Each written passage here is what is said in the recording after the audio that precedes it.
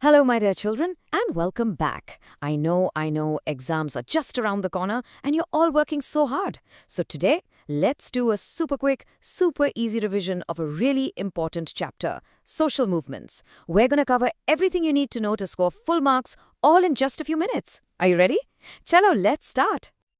First, a little question for you. Have you ever really thought about why you get a Sunday off? Or why your parents' jobs are usually 8 hours a day? It just seems normal, right? But believe me, it wasn't always like this. You see, that Sunday holiday, the 8-hour workday, these things were not just given to us. They were fought for. They are the result of long, hard struggles by workers from many, many years ago. They are the results of a social movement. And you know what?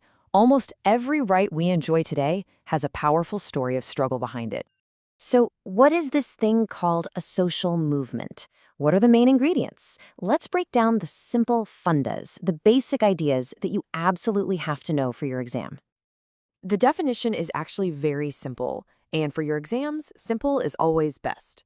A social movement is basically when a bunch of people get together for a long time in an organized way with one single goal. And that goal is either to create a change in society or sometimes to stop a change from happening.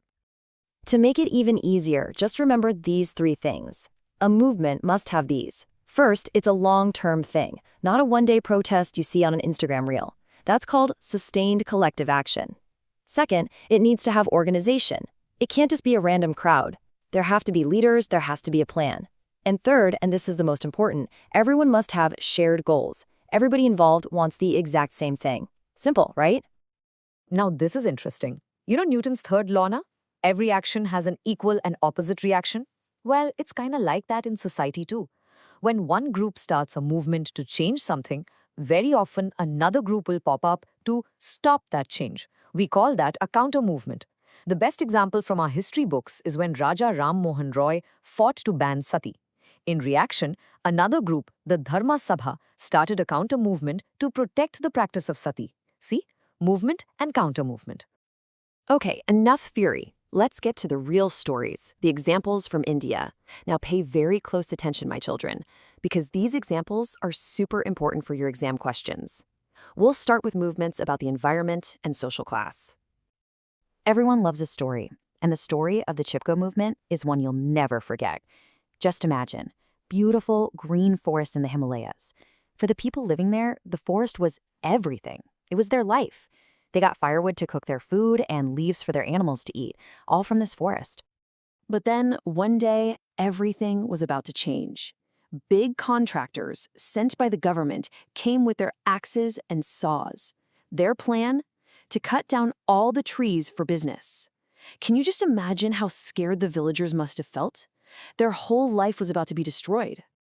So what could they do? Well, the women of the village, led by a super brave lady named Gaura Devi, did something amazing. They just went into the forest and hugged the trees. They literally wrapped their arms around the trees to protect them. The Hindi word Chipko means to stick, and that's exactly what they did. They stuck to the trees and refused to move. And this simple, powerful act of hugging trees became the world-famous Chipko movement. Okay, pencils down, eyes and ears here. Exam alert. This is a classic 3-mark question. The examiner loves to ask this. You must know the difference between the old peasant movements and the new farmers' movements.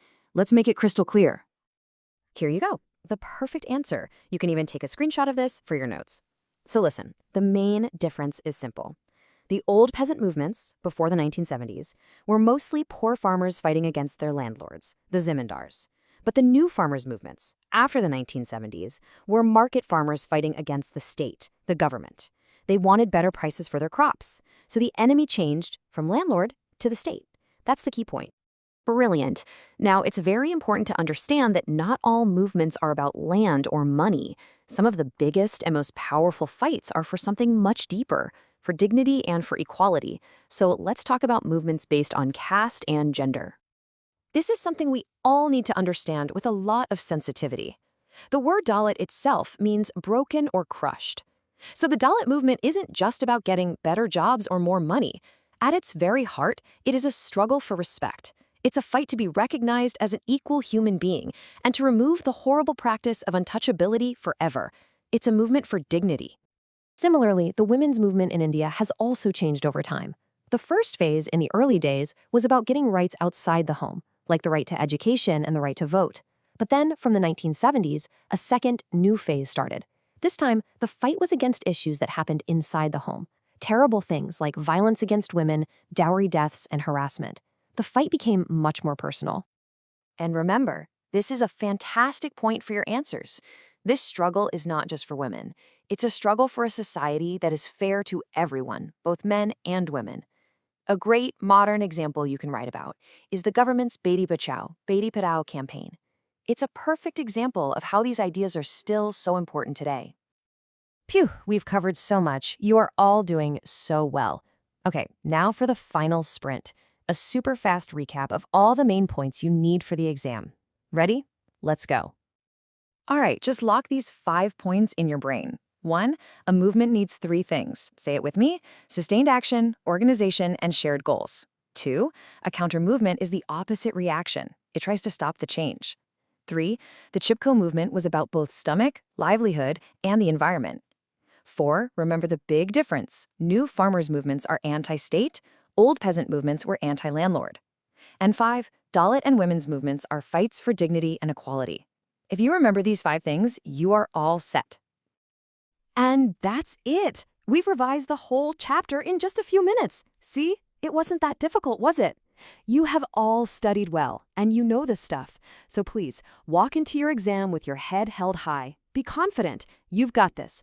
All the very, very best for your exams, my dear children. Go make me proud.